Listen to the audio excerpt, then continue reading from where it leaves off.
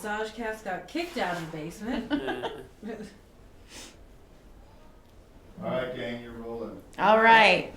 Yeah, what's up? What's up? Do you want to introduce yourself? Hi, I'm Abby Roberge, and I'm a door guy here at the comedy store.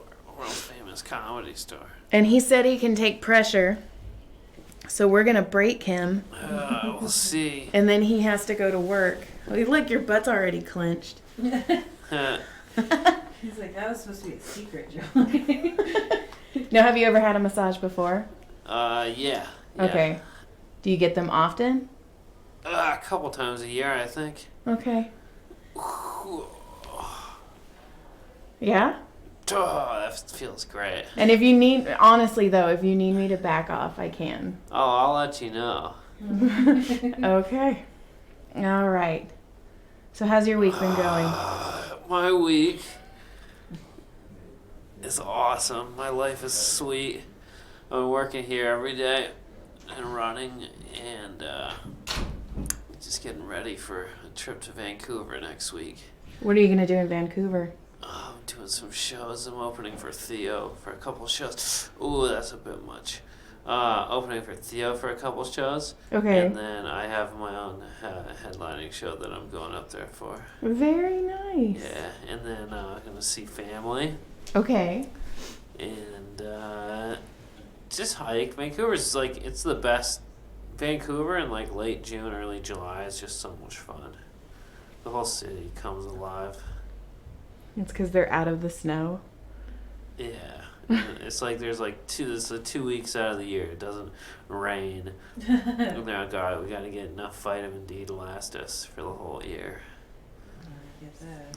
So Speaking of vitamin D, I just watched a very, very good video about vitamin D. If you're listening to this podcast, make sure that you take your vitamin D. It's the most important thing you can be taking.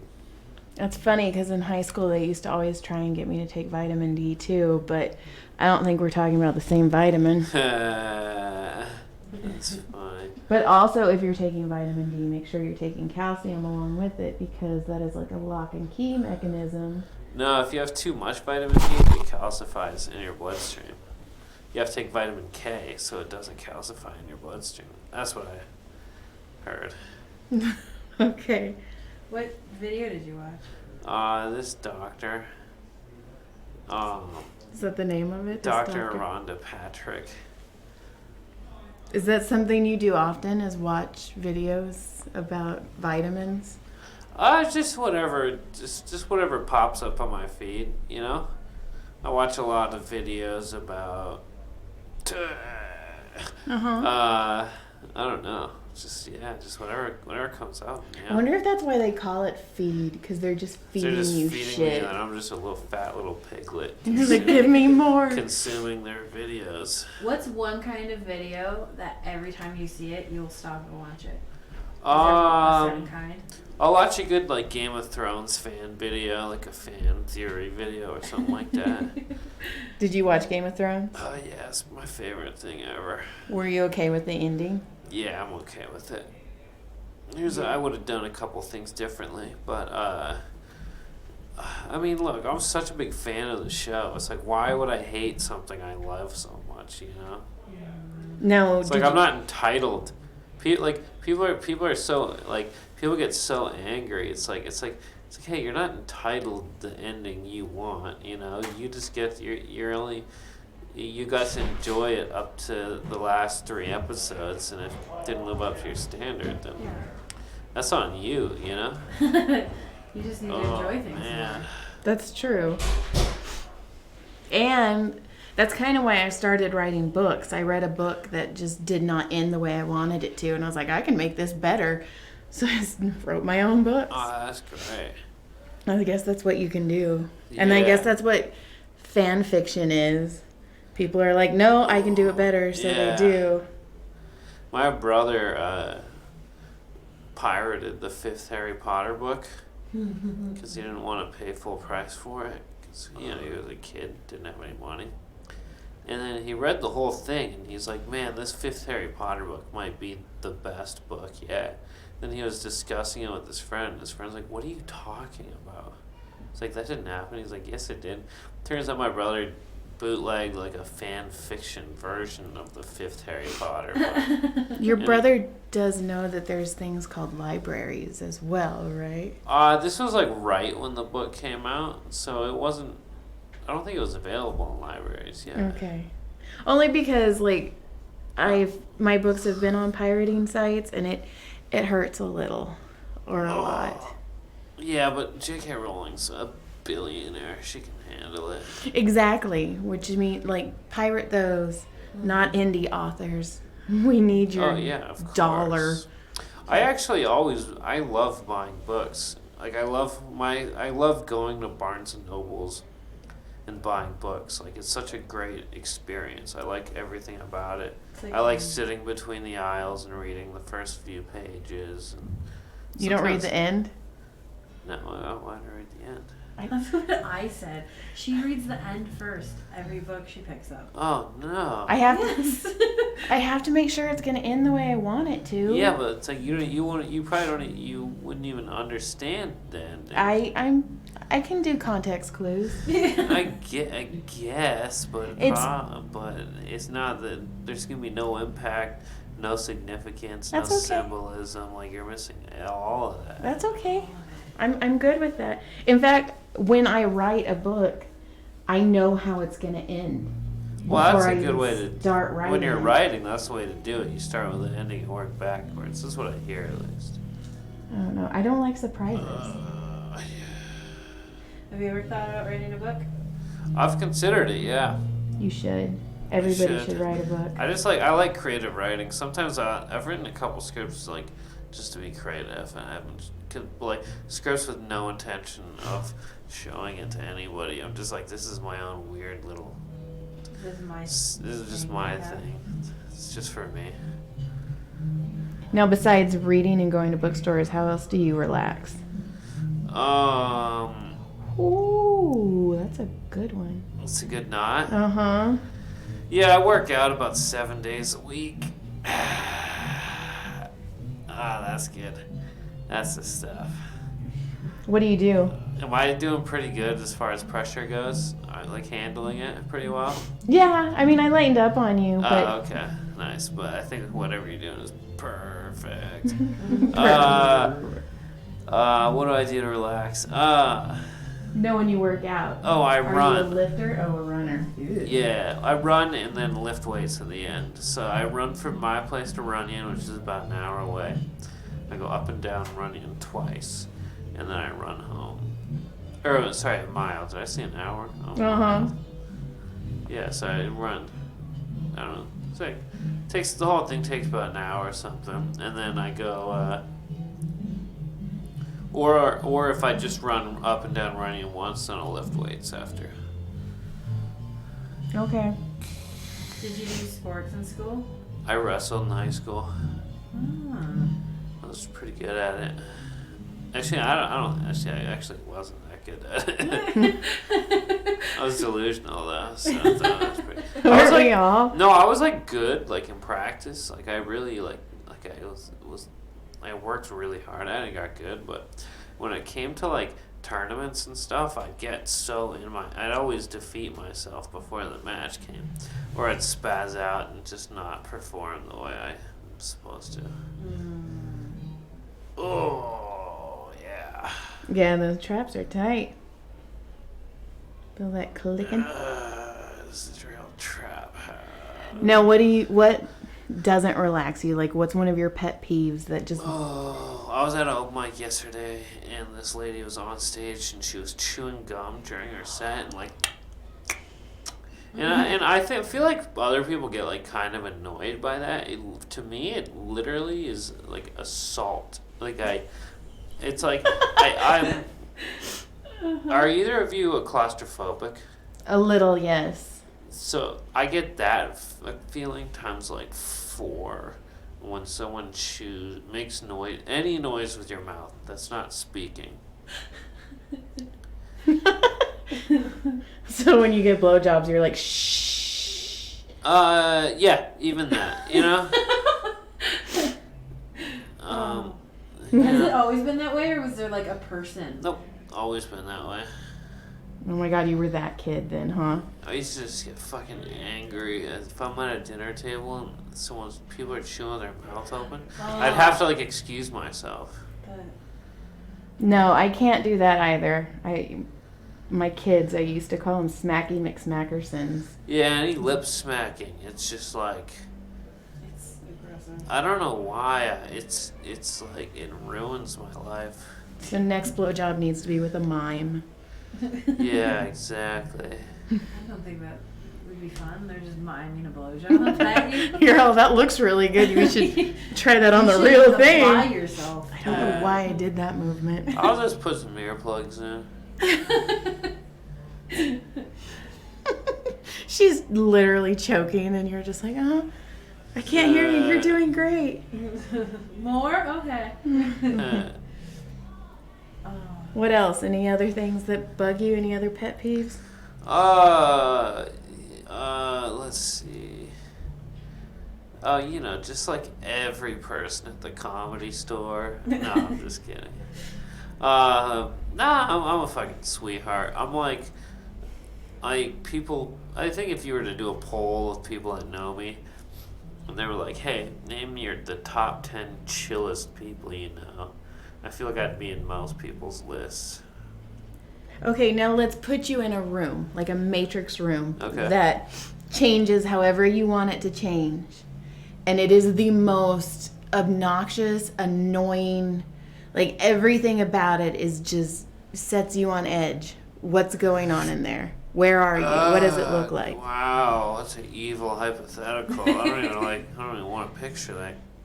A couple people chewing, a couple people with BO.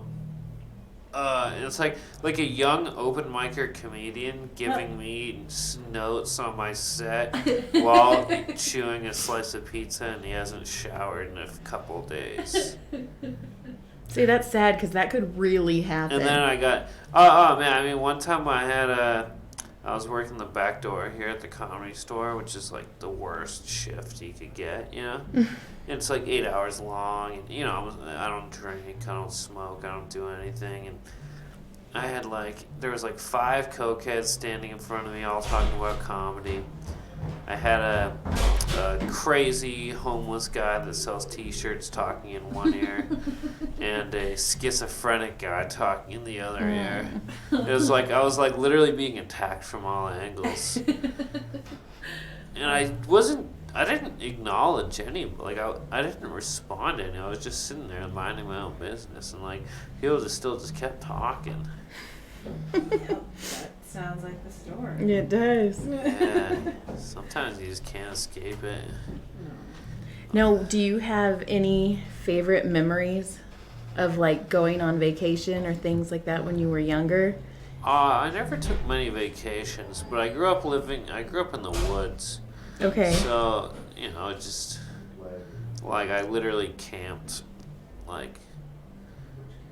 When people are like, "Oh yeah, I went on a camping trip," I'm like, that was the first 12 years of my life. That's every day. Yeah. We lived in a teepee when I was a year. Lived in a teepee for a year when I was a kid. How old were you? I made 3 or 4. Do you remember living in a teepee? Oh yeah. And then, Did you live in a community with teepees? There's it was a Hare Krishna commune. And so everyone had their own land, But Okay. it was a valley. And it was Did you go to the airport and hand out flowers? my parents did stuff like that. They made a bunch of money, gave it to the temple. Yeah. Right? Why they go and hand out? Do they hand out flowers and pamphlets or They just? do all sorts of hustles. Everybody, there's a. Love your face. Sorry, I grew up Mormon, so I understand direct sales. I just don't understand the flowers. It's just a hustle, you hand it to people. Were your parents bald? Did they have to shave their heads? I mean, the women don't. Oh, the women are allowed to have hair? Yeah, the Choices. women are encouraged to have hair. Yeah, of course. Oh, they're encouraged. Okay, what is discouraged in women? Pretty much everything. Yeah, pretty much being yourself. Pretty much being a woman, that's, you know. Are they still in it? Yeah. My whole family's still into it. So when you go and visit, are you going to be in a teepee? Like, are they? Oh no, they don't live in the commune. They're still like in the religion, but like they what was I gonna say? Yeah, they live in the city now, but they're very religious. So when did you move out of the teepee? We just lived in the teepee while my dad was like building our house. Oh, He okay. like built it with his bare hands, like chopped down the trees and like cut the logs and like did the whole thing. Damn. Pretty sweet house too. And then that's where you're gonna go visit? No, it's about a 4-hour drive outside of Vancouver. I'd like to go visit. I haven't been there in like 15 years. Are you close to your parents? Yeah, they're great. Now, are you still like part of the Hare Krishna? Oh no, not at all. I always argue with them and make fun of them, and they get mad at me. But it's they're kind of allowed- the opposite. Like they're like most like religious families, like they kind of push it on the one who isn't. Mm-hmm. I'm the one who kind of pushes it on them that they're silly, you know, like they're just going about their life, and I'm the one talking shit to them. But they're allowed to still talk to you? Yeah, it's like, you know, Hare Krishnas are like, you know, they're goofy, but they're pretty nice, pretty harmless. Like, I don't know. What's the basis? Like, what's the basis of... You know, we're just all stuck in this endless cycle of birth and death and reincarnation, and the way we live our life kind of dictates where we end up in our next life. And you kind of work up the chain of from like an ant, or you know, not from nothing to human. And, What's after human? A human again? yeah, human again, or if you don't, you know, you become an animal again. You could go to hell. If you're Oh, if you go to there. hell, do you get to come back, or you just is that? I don't remember the exact. Then no. Anyway, so we're stuck in this endless cycle of birth and death. And after you become a human and you kind of renounce yourself from all material desires, and you sort of live. It's all about connecting to Krishna, right? It's all about showing your love and appreciation to Krishna. And so when you realize that, you know, when you live your entire life in service of Krishna, and you don't care about these material things, and you live for Krishna, then when you die, you get reborn in Godhead, and you end this endless cycle of rebirth and reincarnation. Okay. Sounds pretty sweet, right? Yeah. Have you ever heard that they say that when you die and you see the light is actually you being reborn, like the vagina opening and you just fucking coming out and doing it again? Maybe that's why there's like stillbirths, you know? Because they're like, I don't want to do this again? Well, yeah, because there's like people that like see the light and then they come back. And then that's why a baby gets born like still, you know? Damn. All right. Hey, maybe. There you go. You know, I mean, if I had to put a dollar on it, I don't know if I would, but you know. Not a dollar, maybe a quarter. Probably not. But you know, why not have fun with the theory? You know. There you go. Okay, now I know the answer to one of them, but have you ever broke anything? As a matter of fact, yes. This arm that you're massaging, I've broken this one twice. My left arm was broken twice. Second time I got a plate and 4 screws. Now, Where's the plate? If you you see that scar on my forearm? I do. Yeah, right under there. Okay. And then back in when was that? Back in November of 2018, very recently, I fell on my bird scooter and I broke my right wrist and my right elbow, and they're still not fully healed. I'm still dealing with it. Are you right-handed or left-handed? Left-handed, fortunately. I was in a cast for about 4 months. Hey, what time is it? We're just about to wrap up. Yeah, That's I'm gonna okay. hit your other arm real quick. Oh, yeah. Yeah, we just gotta even you out. Yep. We've been doing this together too long. Yeah. Oh, this is great. Okay, So so when you were growing up, did you go to public school or did they teach you on the commune? Oh yeah, I went to public school. That's Well, I went to public school for the first couple of years, and then we built a school in the commune, and then we tricked the government into paying for it. And so, like, technically it was a public school, but it was kind of like a private school also. I was the only kid in my grade. Damn. I was the only 5th grader in my school. Teacher molest you? No, I'm kidding. No, everyone was cool. And then, what's it called? And then in the 7th grade, I moved to Vancouver, which is, you know, a big regular city, you know, so I got to live a city life. But I lived on, when I moved to Vancouver, I lived on temple property, which is kind of like a commune within the city in a way. That was kind of more of a commune, actually, because the temple owned this, like, big plot of land with, like, a farm and, like, apartment buildings and stuff, and it's all kind of one little thing. All right. So we're gonna end with this, or we can end with that. I like to ask this question: what is your favorite non-comedy memory that makes you laugh every time you think of it? Ooh, wow, that's a good question. Non-comedy memory makes me laugh every time I think about it. Like if you get in with your friends or your family and you're like, do you remember that time? Oh yeah. I was one time, me and my friend, we went on a road trip, and for some reason I felt like flipping off oncoming traffic for no reason. I was 18, I was very immature. I still forgot the And TMZ some lady was bus. making a left turn, and we were at a light, and I flipped her off, and she got really mad by it. And then about 20 minutes down the road, we noticed she was like bumper to bumper with us, trying to like run us off the road.